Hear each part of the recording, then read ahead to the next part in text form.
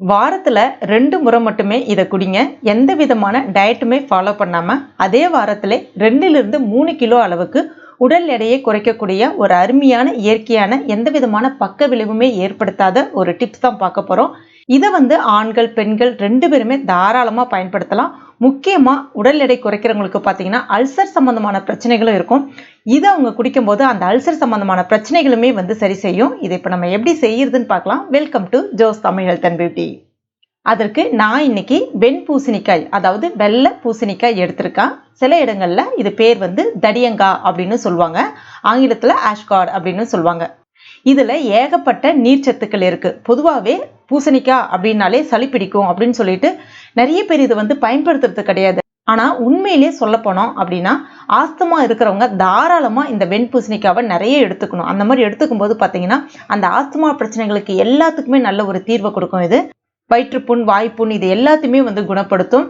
அதை விட ரொம்ப டாப்பா செய்யக்கூடிய விஷயம் இது என்னன்னு பார்த்தீங்கன்னா, நம்ம சாப்பிடும் பொழுது நம்ம உடம்புல தங்கியிருக்கக்கூடிய அந்த நாள்பட்ட நச்சுக்கள், அந்த டாக்ஸின் சொல்லக்கூடிய கெட்ட கொழுப்புகள், நம்ம உடம்புல இருக்கக்கூடிய எங்க கெட்ட கொழுப்புகள் தங்கியிருந்தாலும் அதை முழுமையாக கரைத்து வெளியேற்றக்கூடிய தன்மை இருக்கு. அப்புறம் நம்ம உடம்புல தங்கியிருக்கக்கூடிய அந்த கெட்ட நீரை வெளியேற்றும். சில பேர் பார்த்தீங்கன்னா உடல் ரொம்பவே தொளன்னு இருப்பாங்க.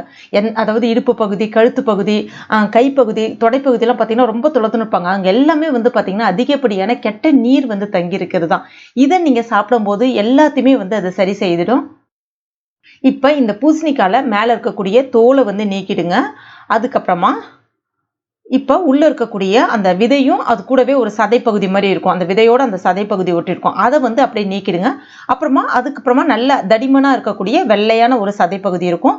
அந்த பகுதியை சின்ன சின்ன துண்டுகளா கட் பண்ணிக்கங்க. தினசரி ஒரு 100லிருந்து 150 கிராம் அளவுக்கு பூசணிக்காய் தாராளமா எடுத்துக்கலாம். பூசணிக்காய் மேக்சிமம் ஃப்ரிட்ஜில் வச்சு பயன்படுத்தாம வெளியில ஃப்ரெஷ்ஷா வாங்கி பயன்படுத்துங்க. இப்ப இந்த சைஸ்ல இருக்கக்கூடிய அந்த பூசணிக்காவை நான் ஒரு 10லிருந்து 12 துண்டு போல எடுத்திருக்கேன். இதை இப்ப மிக்சி ஜார்ல சேர்த்துக்கலாம். அதுக்கு அடுத்ததான் ஃப்ரெஷ்ஷா இருக்கக்கூடிய கருவேப்பிலைகள் ஒரு 10லிருந்து 12 கருவேப்பிலை இலைகள் எடுத்துக்கங்க. கருவேப்பிலை இலைகள் நம்ம உடம்புல தங்கியிருக்கக்கூடிய அந்த கெட்ட கொழுப்புகள், நச்சுக்களை முழுமையாக கரைத்து வெளியேற்றும். அது மட்டும் இல்லாம இளநரை பிரச்சனையை சரி செய்யும், முதுநரையும் தள்ளி போடும், முடியும் நல்ல அடர்த்தியா கருங்கருன்னு வளர்றதுக்கு உதவியா இருக்கும்.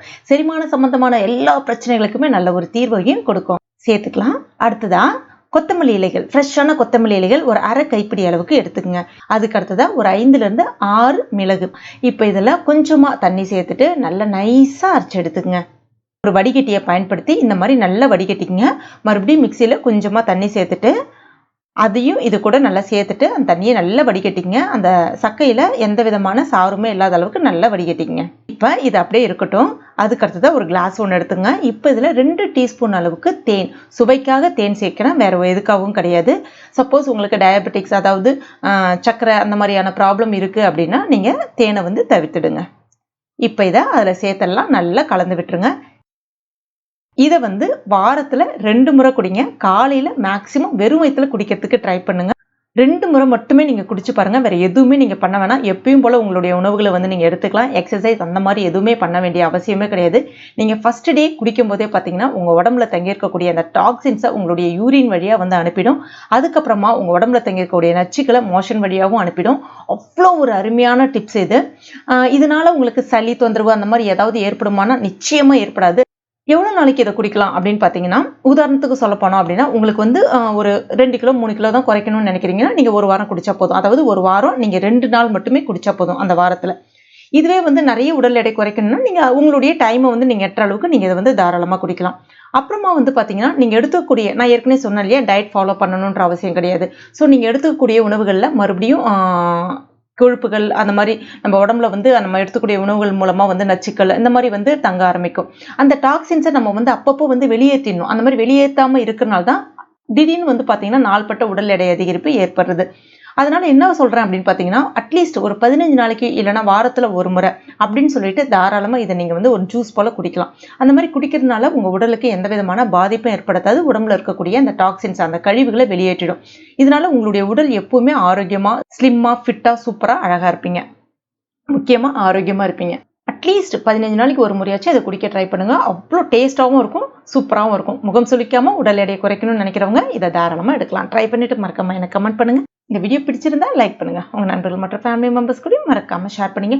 மேலும் இது போன்ற பயனுள்ள குறிப்புகளுக்கு நம்ம சேனலை இது வரைக்கும் நீங்கள் சப்ஸ்கிரைப் பண்ணலைன்னா உடனே சப்ஸ்கிரைப் பண்ணிங்க. கூடவே மறக்காமல் அந்த பெல் நோட்டிஃபிகேஷன் சிம்லேயே ப்ரெஸ் பண்ணுங்கள். தேங்க்யூ.